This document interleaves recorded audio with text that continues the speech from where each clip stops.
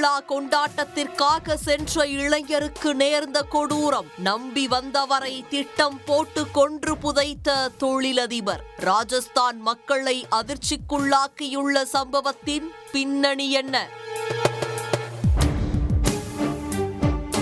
ராஜஸ்தான் மாநிலத்தில் உள்ள நாகௌர் மாவட்டத்தை சேர்ந்தவர் சோகன்ராம். 29 வயது இளைஞரான இவருக்கு மனைவி மற்றும் குழந்தைகள் உள்ளார்கள். இவருக்கு சொந்தமாக குவாரிகள் உள்ளன. இவரது கிராமத்தில் கடந்த 27ஆம் தேதி திருவிழா நடைபெற்றுள்ளது. இதற்காக அவரது உறவினர் முகேஷ் என்பவரை வீட்டிற்கு அழைத்துள்ளார். அவரும் வீட்டிற்கு வந்து திருவிழாவை கொண்டாடிய நிலையில் அடுத்த நாள் முதல் அவர் காணாமல் போனார். இதனால் அதிர்ச்சியடைந்த முகேஷின் குடும்பத்தினர் அவரை பல இடங்களில் தேடி பார்த்துள்ளார்கள். ஆனால் அவர் கிடைக்காத நிலையில் இது குறித்து காவல் நிலையத்தில் புகார் அளித்தனர். இதில் தொழிலதிபர் சோகன்ராம் மீது சந்தேகம் இருப்பதாகவும் புகாரில் முகேஷின் உறவினர்கள் கூறியிருந்தார்கள். இதனால் சோகன்ராமின் நடவடிக்கையை கண்காணித்த போலீசார் அதில் சந்தேகம் ஏற்படவே அவரை அழைத்து விசாரணை நடத்தினர். இதில் திடுக்கிடும் தகவல்கள் வெளியாகியுள்ளது.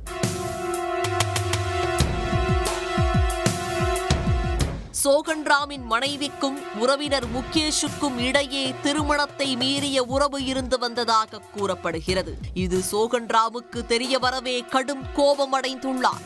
இதனால் முகேஷை வரவழைத்து அவரை கொலை செய்ய திட்டமிட்டுள்ளார். இதன்படி கோயில் திருவிழாவிற்கு முகேஷை வீட்டிற்கு வரவழைத்துள்ளார். பின்னர் அவரை வெளியே அழைத்துச் சென்ற சோகன்ராம் ஆட்கள் நடமாட்டம் இல்லாத இடத்தில் வைத்து இரும்பு கம்பியால் அடித்து கொலை செய்தார். பின்னர் தனது குவாரிக்கு உடலை எடுத்துச் சென்று அங்கு அவருடைய ஜேசிபி வாகனத்தில் 10 அடிக்கு குழி தோண்டி அதில் முகேஷின் உடலை போட்டு மூடியது விசாரணையில் தெரிய வந்தது.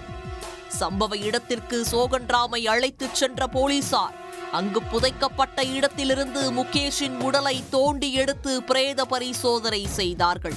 இதையடுத்து சோகன்ராமை கைது செய்த போலீசார் இந்த கொலைக்கு வேறு யாரேனும் உதவினார்களா என்ற கோணத்தில் விசாரித்து வருகின்றனர். இளைஞரை வீட்டிற்கு அழைத்து கொலை செய்த தொழிலதிபர் கைது செய்யப்பட்ட சம்பவம் ராஜஸ்தான் மாநிலத்தில் பெரும் பரபரப்பை ஏற்படுத்தியுள்ளது. உடனுக்குடன் செய்திகளை தெரிந்து கொள்ள சன் நியூஸ் பெல் ஐகானை கிளிக் பண்ணுங்க.